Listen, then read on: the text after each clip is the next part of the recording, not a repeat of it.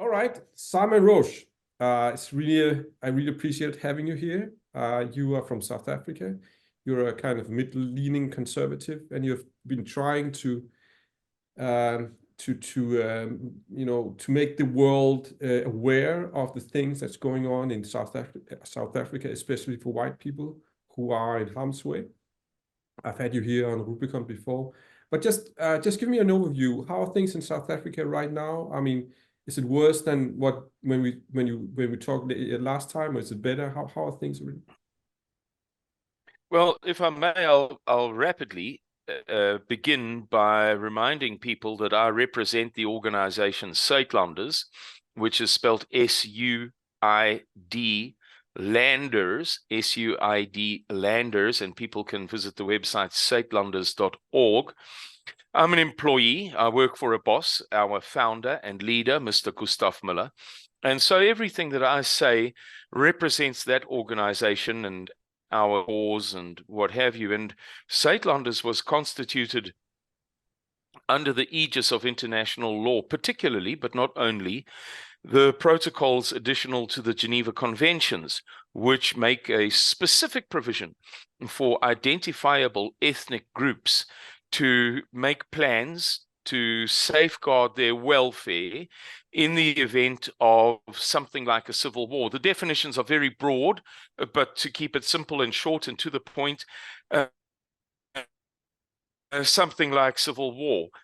So we believe that things are deteriorating very severely in South Africa. It's plain to see, and that now is a good time for white South Africans to react to these threats. To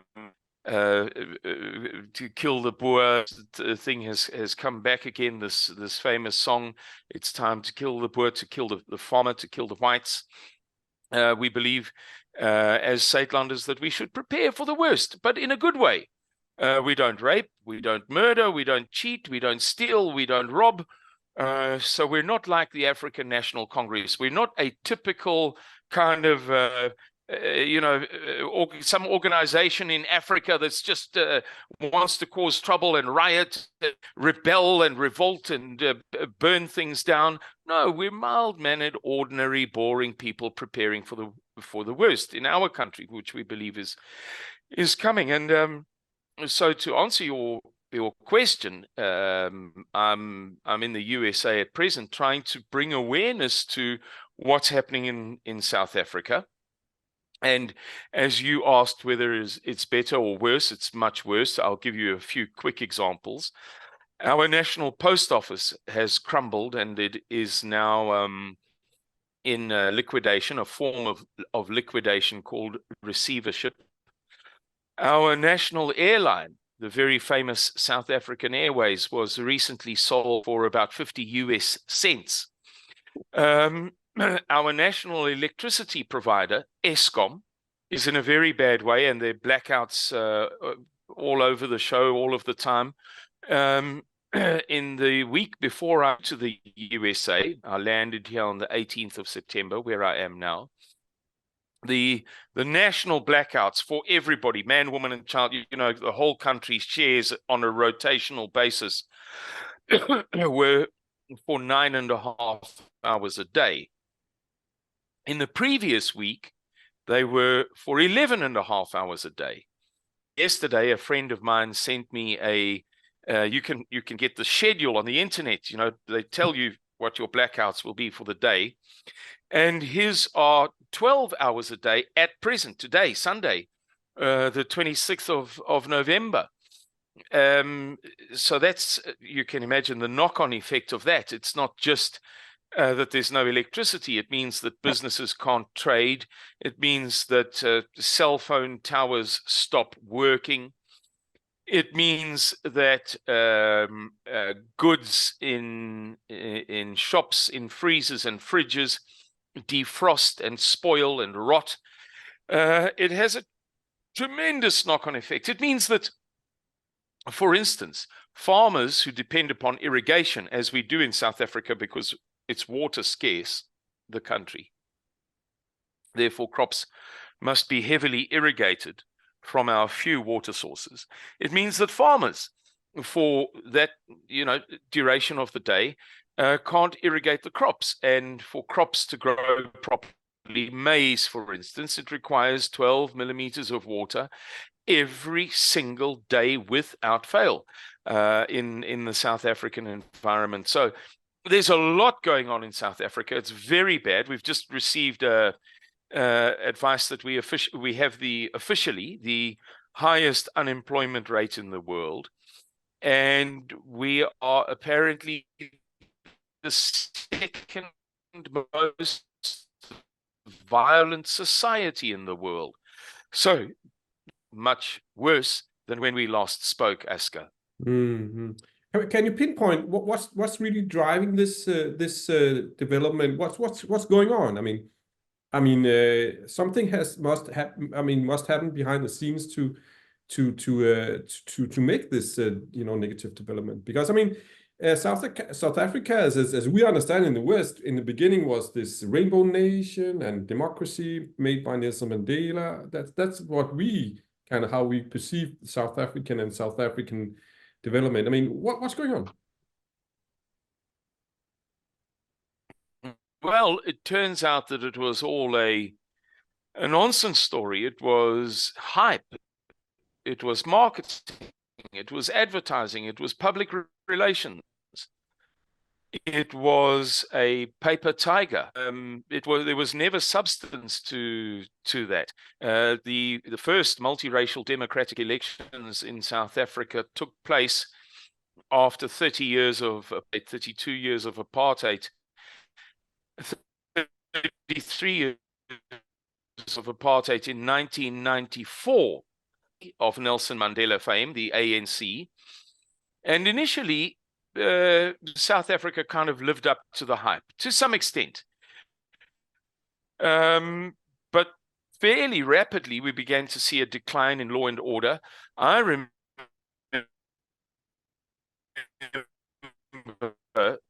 that I lived in what was known as the grey area, so a formerly white area in called Yeoville, elections. And this grey area, in other words, an area where there was a large influx of black people, declined so rapidly that by 1998, because theft was just rampant, so it had to be abandoned as a market for commercial trading by big chains of stores. I remember in 1997 and 1998, on many occasions, falling asleep to the sound of gunfire in the background every night. And I don't say 1 million rounds of gunfire, but there would be many nights where by 9:30 or 10 o'clock at night, I would hear a round go off, bah, bah. And 5 minutes later, there would be another one, bah, bah. And 10 minutes after that, there would be another round, and then it would be quiet for a few minutes, and then another. And so in the background, you'd be listening for this, waiting for the next one to come, and you'd eventually fall asleep to that. So I think that to answer your question, now that I've given a little bit of background, the thing that occurred was ANC governance. African National Congress governance has been appalling from day one. And it took some time for it to show. Didn't all show overnight. But as I've already explained to you, within 3 years, there were very, very large signs of this failure already occurring. And now we're in a situation where the government almost doesn't seem to care anymore. It almost doesn't attempt to put up some sort of a mask of competence, mask of compassion or sympathy or empathy for the country. It's almost as if it's a thing apart from the country. You have the country, and then you have the African National Congress completely serving itself. They only pay some sort of token notice to schools and hospitals and police services and crime and violence and unemployment and so on and so forth. It's really deteriorating very, very badly. And the words, there's no sign that they're interested. So it's corruption and it's incompetence. Is that kind of what you're saying that's going on?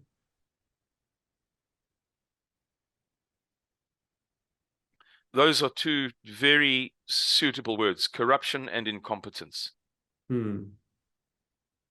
Yeah, because somehow it has to fall. You Something could has to say be the unwillingness. Sorry. I'm sorry. There's a bit of a lag. There is. I was saying two similar words would be unwillingness and inability. Okay. So, of course, if you run a government and you don't pull in competence and try to run it in a serious manner, of course, it will break down eventually. But has there been like criticism from within the South African country and media or something like that? People must notice, right? What's kind of been the reaction from within the South African society of this decline? Well, initially it was considered absolutely unacceptable to criticize the African National Congress of Saint Nelson Mandela, who could do no wrong. I was in Germany a few years ago, and I just got into a conversation with a man, and we spoke about one thing and another, and we got onto immigration. We were talking about all sorts of things. And I said to him, regarding a few negative things, what are Germans doing about this? And he said, they are clenching their fists in their pockets. In other words, we are furious, but we're too embarrassed, too ashamed, too filled with guilt to express our true sentiments, to pull our hands out of our pockets and show the world that they are clenched. And that's how it was for a long time in South Africa. You weren't supposed to say nasty things about the black majority rule, because black majority rule was meant to be inherently a faultless thing.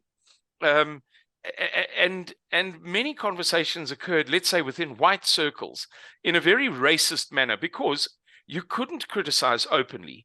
So therefore, you would be at a barbecue, for instance. We like to barbecue very much. And you would be at a barbecue and somebody would say something, and then somebody would say something else, and then somebody would say something else in frustration at the inflation rate, or in frustration at the crime rate, or in fear of robbery and murder and so on. People became afraid quite quickly, suburban people, and somebody would then say, yes, the blacks are all stupid. There was this kind of a boil that was beneath the surface of the skin of South Africa that was coming towards the surface and making some yellow head, But since then, it's changed quite a lot, because many black people have joined in this conversation, this illicit conversation, and in fact, not even joined in it. They have been in the vanguard on social media. Black people who don't have this politically correct restraint about criticizing black people. They on Twitter and Facebook and what have you are sometimes the most virulent when it comes to talking about how the African National Congress has stolen trillions of rand, and they don't fix the roads, and the schools are in a terrible condition, and the hospitals are very often, statistically speaking, more dangerous than your home. If you're very ill and you go to hospital, well, there's a very good chance that you'll die. If you remain at home and you you change your bandages and you put antiseptic on, or you take some medicine or something, well, there's a better chance that you'll survive. Black people coming out and they're saying this on all of these social media forums, and that has allowed other people, such as whites. And you know, we have a very large Indian population, the largest outside of India.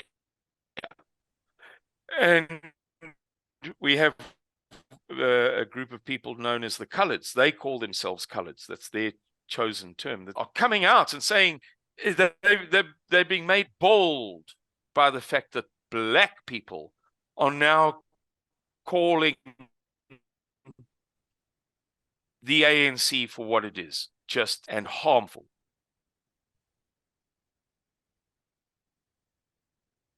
I mean, then Simon, why is it that they're not elected out of government? Isn't there a kind of an alternative to the ANC within South Africa who can then rule and maybe be less corrupt and incompetent?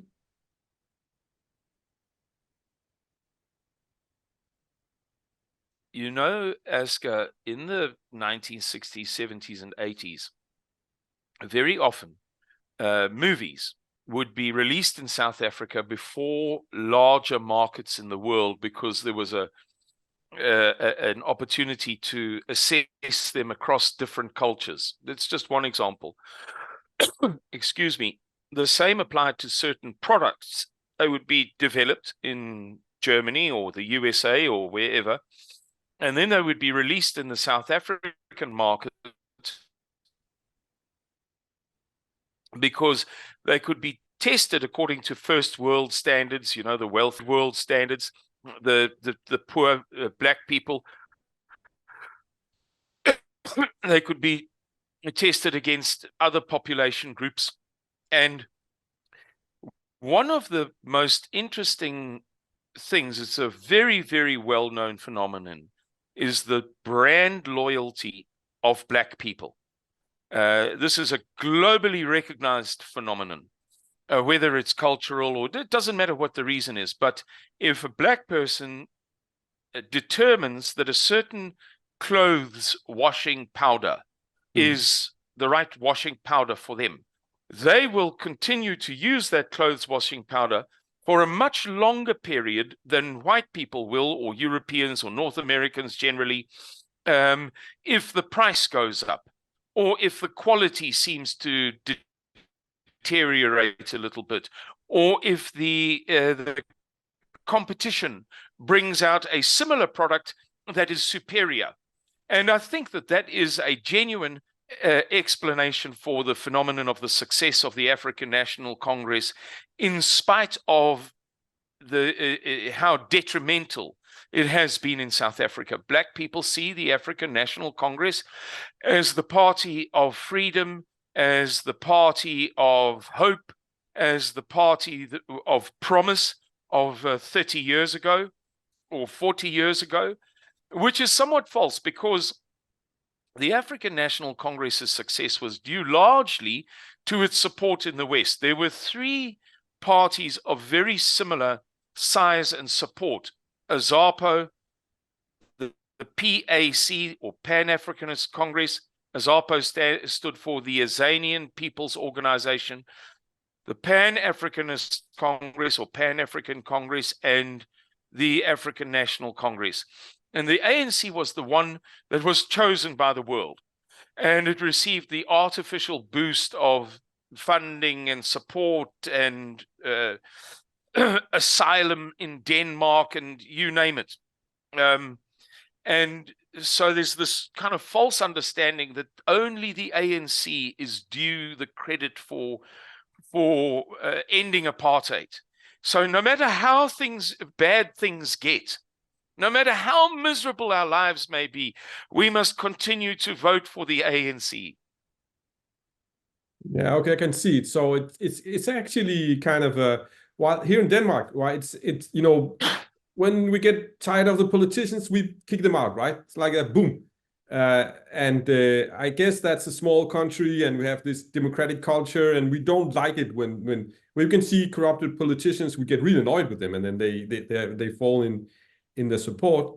So it's in a sense, it's a kind of a loyalty to an ideal that used to be there, and the hope they created. I get it, but I mean, ultimately, I mean, we must come to a place where people would like to have like more competence, and I mean, be it from a black perspective or a kind of an Indian or white, someone must come in and say, hey, we need to do things differently. Isn't that kind of also part of the process, maybe? Is there hope? Yes, I can hear you. Perfect, perfect.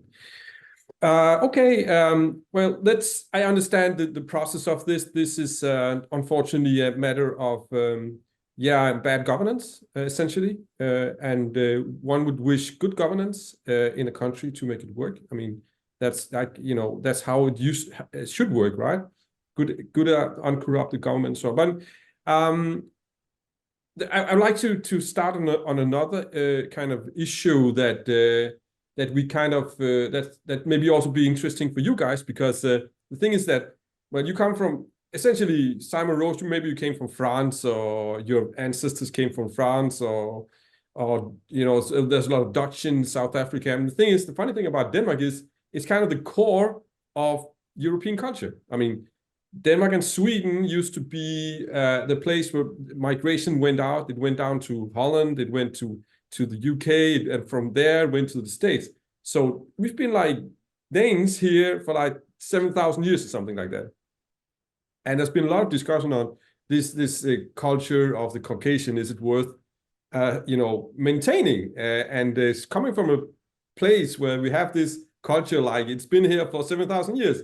I would argue that it's worth it's something that is it's nice, right? And maybe we can have a little chat on what is really the qualities of this culture that comes from the Scandinavians and went down to France, and then also went to ultimately South Africa, and so on and so forth. And I think, I mean, just to play your ball, right? One of the things that was very very important for people here in Denmark before we got Christianized, and at the times of when we were Vikings, was freedom.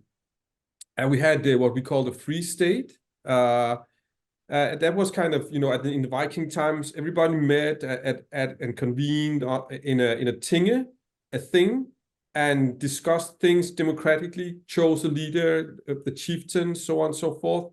So this whole culture of democracy and speaking to each other and trying to find a solution in a communal discussion, it's ancient, right? It's really, really ancient. And the core virtue and value of that is freedom, because we called it a free state, right?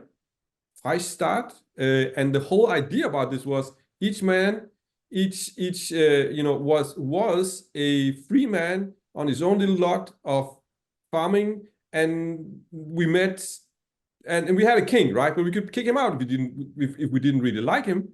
If he destroys him, we just put him away. And this virtue and value of freedom and democracy and speaking together and trying to find solutions in communal debate, isn't that kind of what is? I think how do you think about that? Is that a virtue you can kind of reflect on? Is that something you would like to see more of, or how are your things, your kind of reflection on that? Well, of course, yes. Objectively speaking, there's very little question that the most successful, I emphasize, objectively speaking, the most successful and superior culture of history is this culture or civilization or concatenation, this chain of civilizations that you might describe as the Caucasian civilizations. Which is not to say that no other civilization in history has had any value. That's nonsense. And which is not to say that the chain of Caucasian civilizations beginning where it did and reaching as far as New Zealand and Australia and South Africa and influencing so many others, that it was always the best, that there was never a moment in which it was perhaps struggling or stumbling.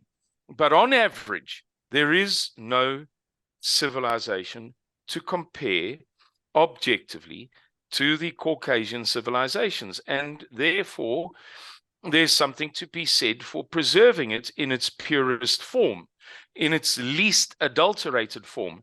I was listening to a sermon by a rabbi on YouTube the other day, in which he spoke very long, I think for 2 hours and 34 minutes, if I'm not mistaken, at great length about why it's important to destroy Western Europe or Europe, why it's important to destroy our civilization, why it's important to get rid of the white peoples and to ensure that blood-wise, the white peoples miscegenate with the other peoples of the world, so that all of the peoples of the world should be brown, and these pink folks over to one side should no longer exist.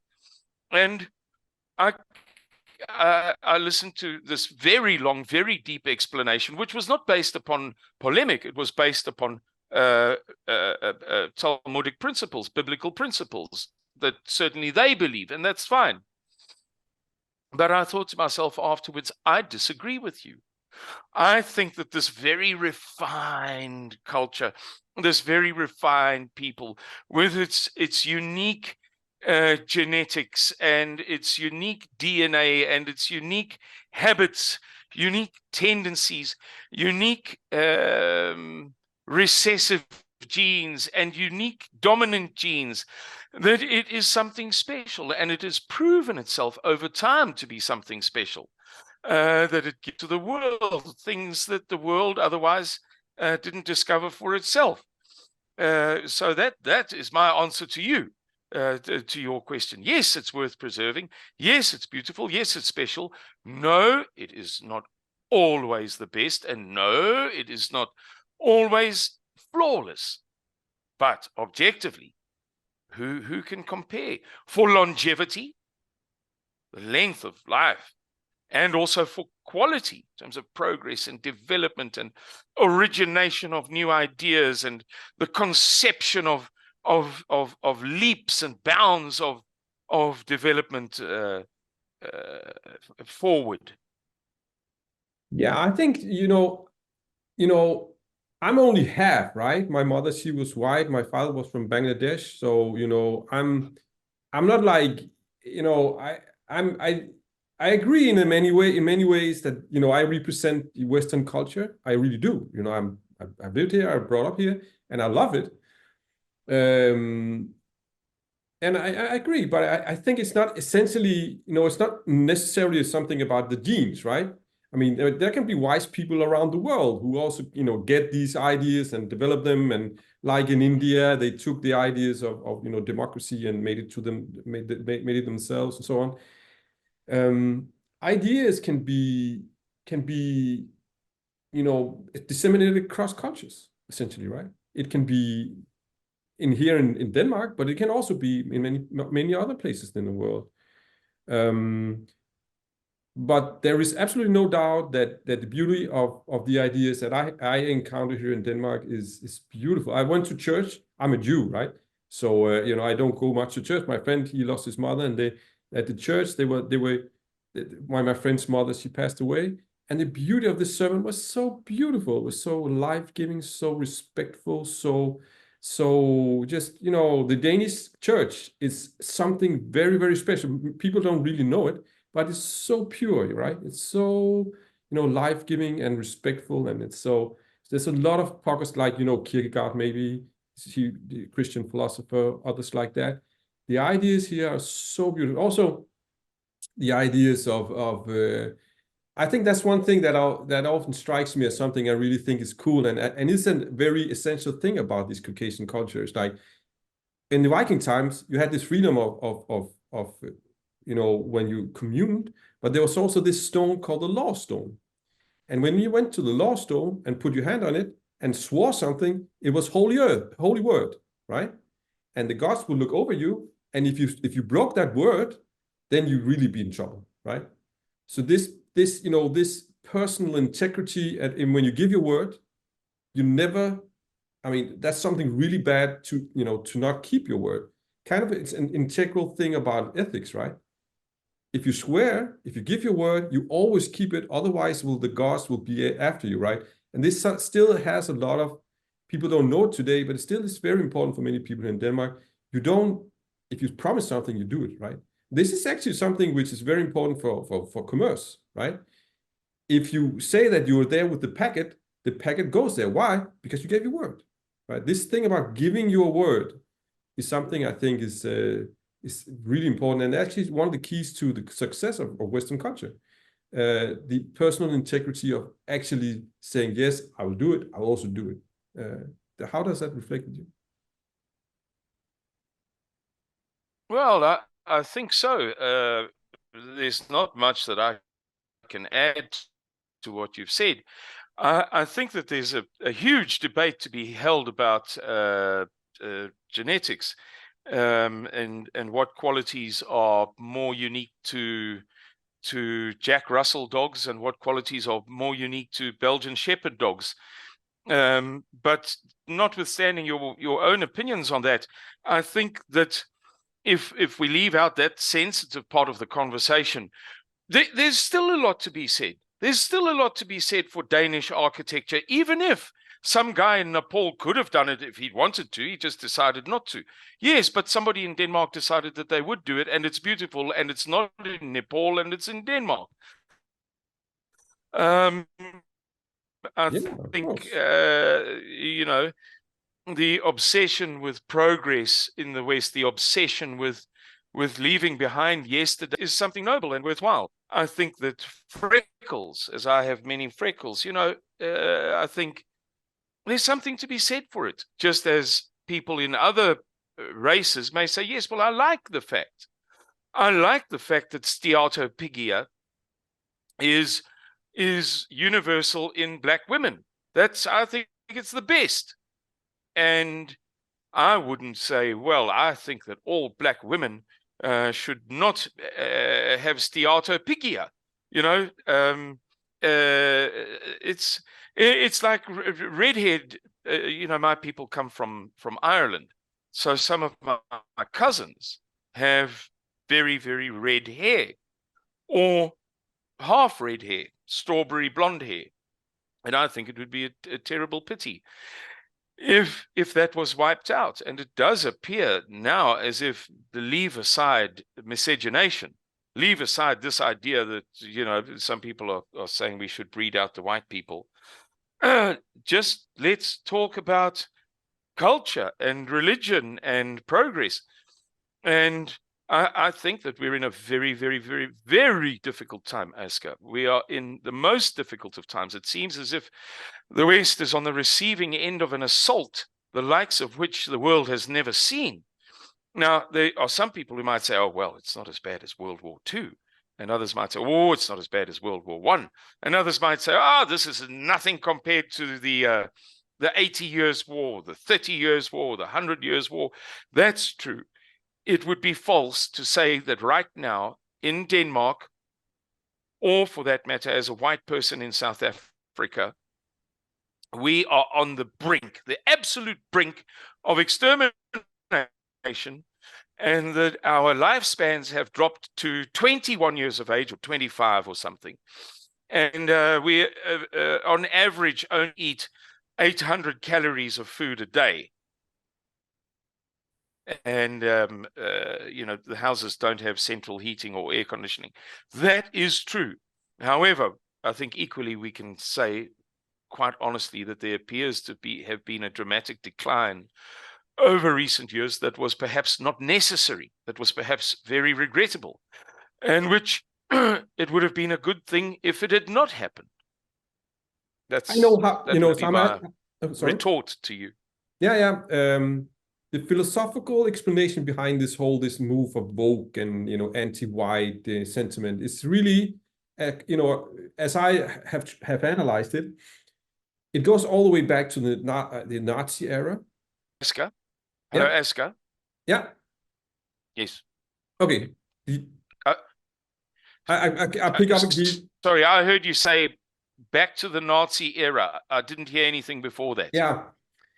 The explanation behind all this woke culture and a lot of this, attempt at mixing people and all these things, is actually goes all the way back to the Nazi era. And what happened in the States, because this is really where it's, primarily comes from, is that there were some guys called cultural Marxists, essentially humanists, who went to the States and tried to make a kind of a counter, explanation to Nazism, right? They were German Jews. They came to the States and they wanted to do something which was not Nazi. Essentially, they wanted to make a beautiful world, humanistic, democratic world. But in time, it has somehow kind of deteriorated into being, you say, if you look into the abyss looks back at you, right? So they've been like looking into the Nazi racial, ideology, and they've concluded that, well, now we'll be not white, and as the Nazis, they wanted to elevate the whites. The new woke culture has been doing the opposite. Then they want to elevate the blacks or something else.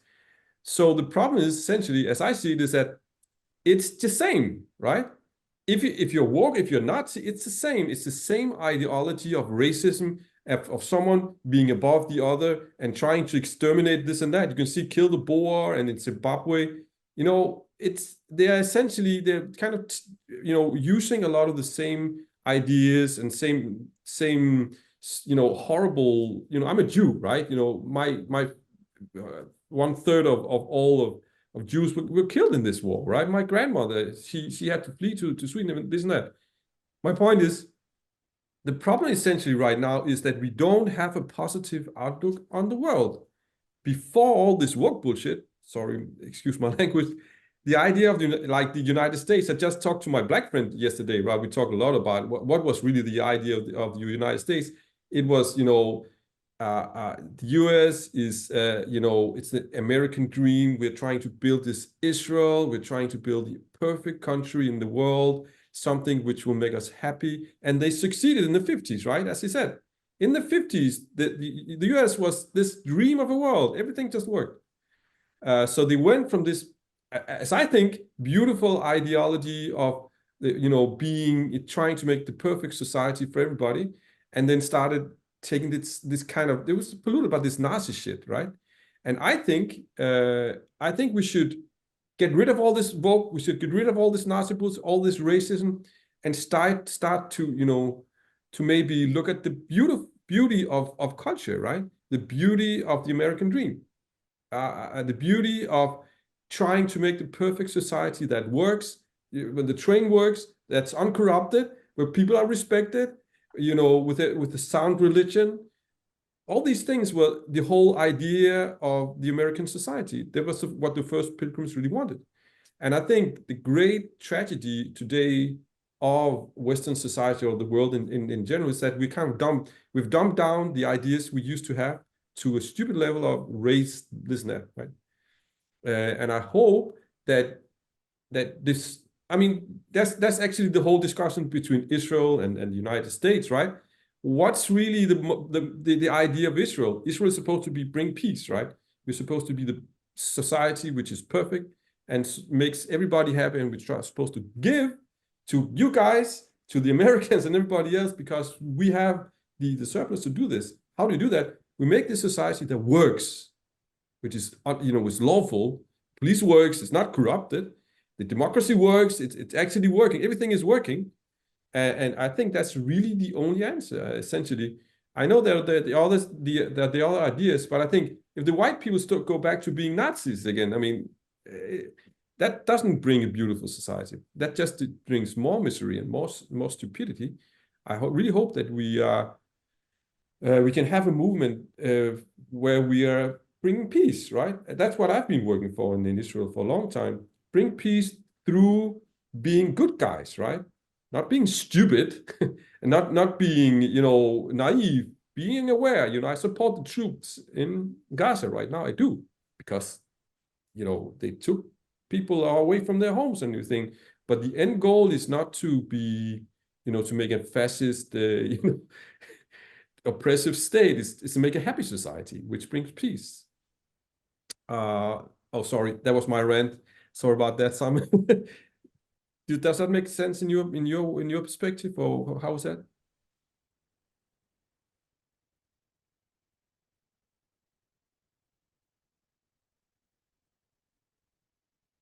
Simon, I'm losing you. Yeah, I think to live peacefully and happily is love peace, and who don't. I think there are some people, and this is well demonstrated by biological research, who are genetic aberrations. That is to say, they are spiteful mutants uh, who hate themselves and who hate peace and who hate happiness. But by and large, most people love peace and love happiness. And so there's very little counter argument to everything that you've just said. To answer your question to me, I say I agree fully. There's very little argument to be made against what you've just said. Yeah, you can see it in practice, right? The first pilgrims in the States, they read in the Bible that you're supposed to make this perfect society called Israel. And you know, in fact, the whole idea behind the American dream was to do this. We're building Israel, right? Not as a state, but as a political system where everything is really perfect in terms of a state. You know, it's uncorrupted, business works, everything is ethical, everything is in balance. And I think one of the things that I'm sorry that the States has kind of lost is that idea, right? And I think also they're really missing it themselves, right? They are so sorry that they lost the dream. And many Americans I talk to say, well, we can't dream anymore. The American dream is gone. All this, so they're really sorry about it. And what happened? Woke happened, right? That's the problem. You have American dream, then war comes, you lose the American dream. I mean, it's not so complicated, right? It kind of makes sense. So I hope that we can somehow find back to this ideal of trying to make this perfect society. Because the beauty of it is that it's not really it doesn't bring in contrast very much. It's an ideal we can all strive for. I think that's the beauty of the American society in a sense, right? This idea we can all strive for. It's not segregating anyone. It includes everyone. I know sometimes it doesn't work. It can sometimes be detrimental to people are people, right? Human beings, they are spiteful and angry, and but I think that's also think some of the things I think in Israel right now. What we're doing right now, one of the good things about the whole process is that we made a lot of unity, right? Before the war, everybody was arguing everybody, right? It was really dangerous. People were really angry with each other. But after we kind of found ourselves in this war against Hamas, everybody kind of joined. And then now people are asking. I have this friend who's a rabbi also. And he's like, "What is this unity?" Well, it's kind of obvious. The unity is about finding the perfect society. That's the striving. We all have to try to strive for this perfect society. And then you say, well, that's just a dream. That's just an idea. Yes, it is a dream. It is an idea. And that's the point, right? Something we can all strive for. And I know, of course, in South Africa, maybe this seems, essentially, I mean, you're on the brink of extermination. So how can you dream a thing like that? I know that, and I'm sorry. That's also why I'm trying to give you a voice here, because I feel that people that don't really like to give you a voice, because it breaks this whole idea of Nelson Mandela being the saint. But you have to have a voice, right? Otherwise, world society is unfair. So I don't know. These are just my thoughts on it, and analysis is that is because of woke Nazi stupid ideology, and the solution is to go back to the American dream and the American ideas, and trying to make this perfect society that took them 500 years in the US to make the American dream, and in very short amount of time, just when they reached it, everything just went, hey, when in a horrible situation there. I think that's really a great pity, right? I mean, it's just so sad, right? They just reach the goal, and then when they reach the goal, they just threw everything away. That's sad. Well, it seems to be a function of human nature. Glub Pasha, John, what was his middle name? He went by 3 names. Anyway, John Glubb, the British emissary to the Middle East of 100 years ago. I don't remember which country and which exact year, but they called him Glub Pasha. Oh, dear me, his middle name is on the tip of my tongue. Anyway, he said that all civilizations go through 6 phases. And the first is pioneering. So in other words, you'll have 100, let's say, villages or clans or tribes or whatever in a certain geographical region, and 1 or 2 of them will discover some strength within themselves that inspires them to go out and to look for more. And that invariably brings them into conflict with other people who are competing for the same resources. And that leads to one of the parties, if you talk in simple terms, to, one against another, one of the parties conquers the other. So you have pioneering, conquest. And then the conquering party discovers that the conquered party has something worthy, something of interest, something worth buying. So they establish commerce. So you have pioneering, conquest, commerce, and commerce leads to wealth. So this is the 4th phase in any civilization. Wealth leads to the ability to not have to work so hard, and that gives you time to intellectualize, to write beautiful stories and, spend your time daydreaming instead of hunched over a plow being drawn by an ox across a muddy field. So you have intellectualism, and following intellectualism is always decadence. And it appears as if the USA went through that, the pioneering phase of the USA lasted, if you count from roughly the mid 1500s, so early to mid 1500s, lasted 300 years.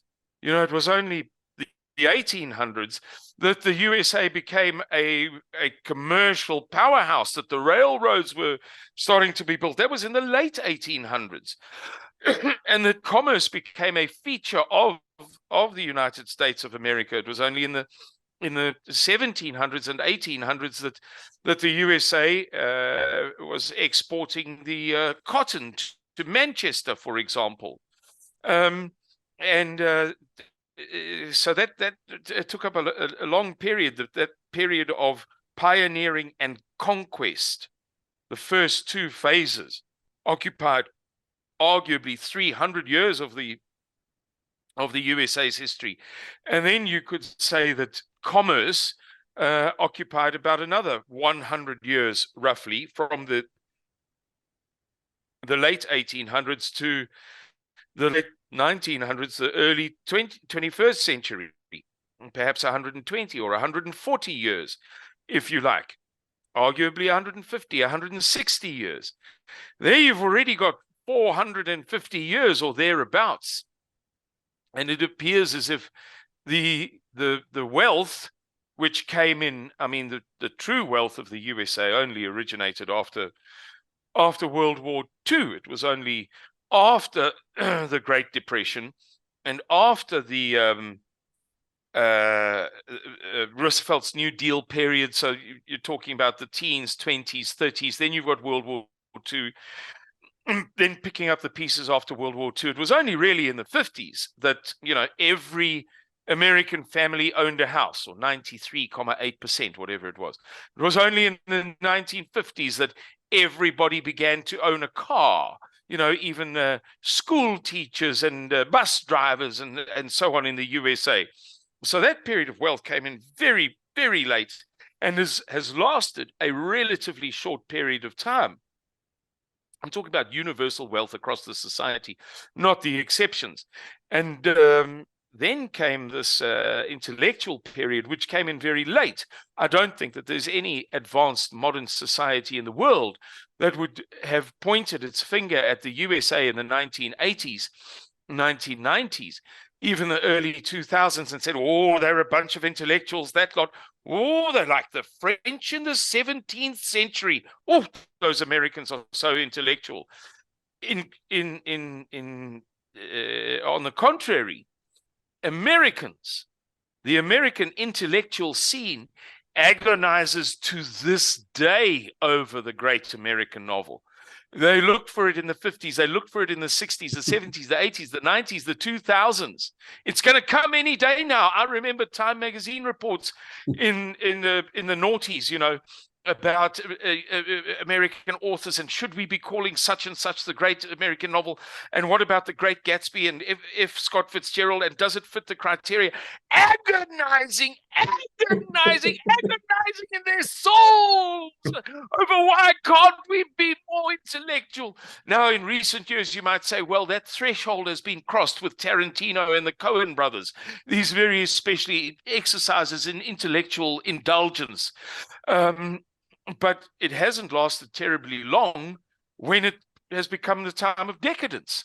I mean, if the USA is not a decadent society, then there was never a decadent society. We should take that word out of the dictionary, because you can't get much more decadent than the court system compelling fathers not to interfere with their wives, the mothers, who want to castrate a son at the age of 8.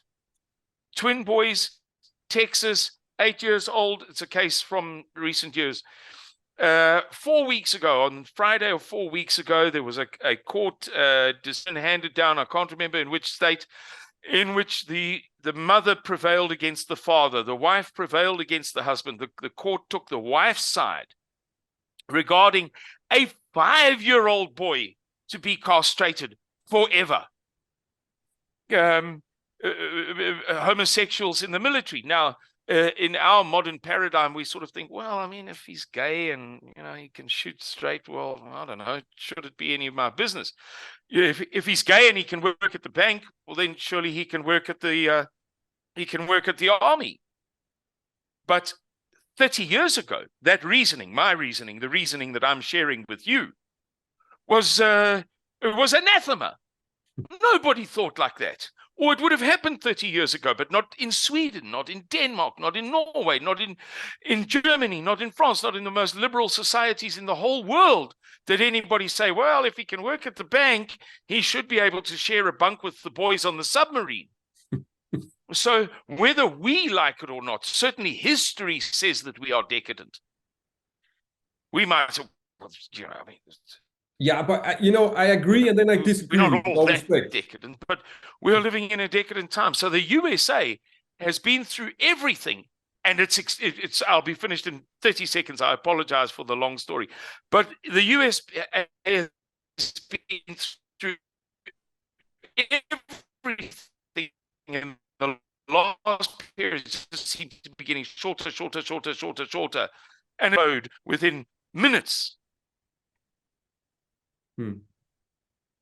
Okay, I agree and then I disagree, because I think when you look at the Bible, Simon, then the principles there are intellectual, right?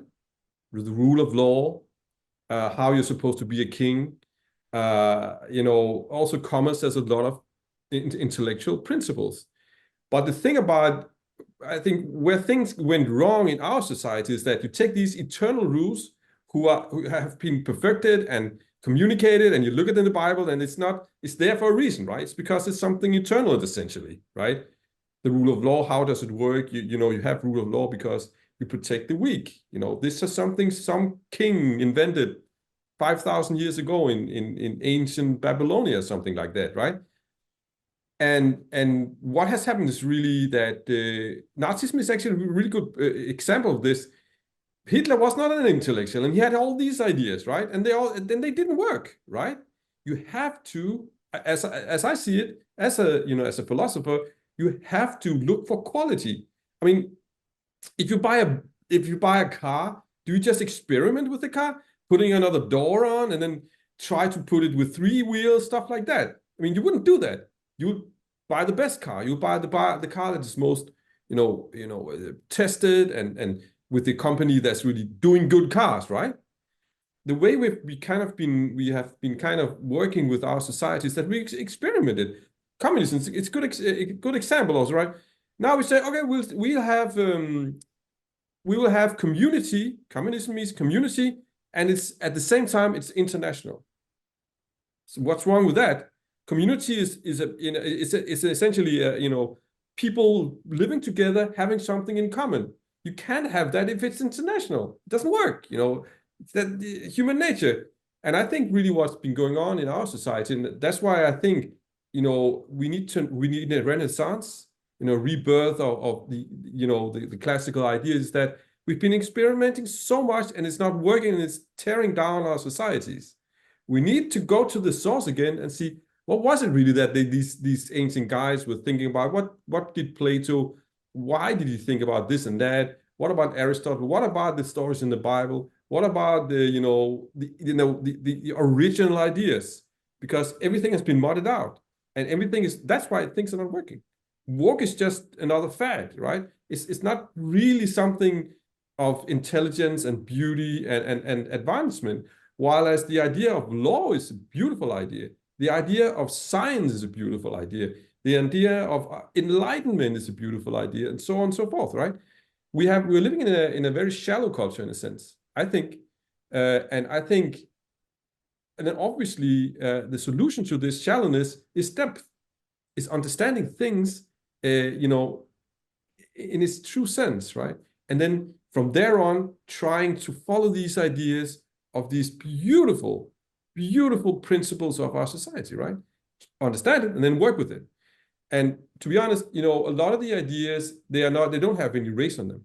Absolutely not. These ideas can be like used by white people, black people, whatever. It's not, these eternal ideas are for humankind, essentially. And I know that we say white people were the ones who perfected it in this day and age, right? But it comes all the way back from Babylonia and Egypt, and these guys they were not white, right? They were like brown and I don't know, Jews like me, different colors. But I agree that the societies we're living in today was made by whites. I'm living in Denmark, right? It's a beautiful, beautiful little society. It's beautiful. I mean, you come here one day, Simon, it's really, really nice. We have this high school where people are nice to each other. We have a very civil and well-ordered society in many ways. And we are not so afraid of talking about it. That's, I think, one of the things that's special about Denmark. We talk about it all the time, right? We talk about the problems. We talk about migration. We talk about Islam. We talk about this and that. I've been an Islam critic. I got a lot of problems, but at least I'm alive, right? In Holland, the Islam critics there, they just got killed, like Pim Fortuyn and Theo van Gogh. They were destroyed. In Sweden as well, my good friend Lars Vilks, he was also killed a few years back, and I'm alive, right? And I think that's also an important thing, is that we have to have this candid discussion. We have to be able to talk about it. We have to look things in the eye, and don't be so shy about talking about it. And it seems to me, maybe also in South Africa, you come to the same point, and we have to, even black people are criticizing ANC. We have to have that discussion, and we have to find solutions to it. Otherwise, things are just going haywire. Would you agree? I can't hear you. Sorry. Simon, it's a microphone. I beg your pardon. I put the mute button on. Okay. I see that we're running out of time, and I have to check out of my hotel shortly. So yeah. I suppose that my final wrap-up response would be, yes, I hear the merits of your argument. I don't entirely agree with you, but I hear the merits of your argument, and it's good to hold the conversation, and I'm pleased to hold the conversation. And we are grateful to you for your willingness to allow us to come onto your platform and advance our argument. There is genuine and sincere gratitude there. Ask us. So I see the seconds are counting down very much. We're going to be, your viewers don't mind if I very quickly say goodbye, because we're about to be cut off. The time is about to expire. Asger, thank you very, very much. We appreciate the opportunity. You're very much welcome. And this is kind of what I really believe in, that everybody should have a voice.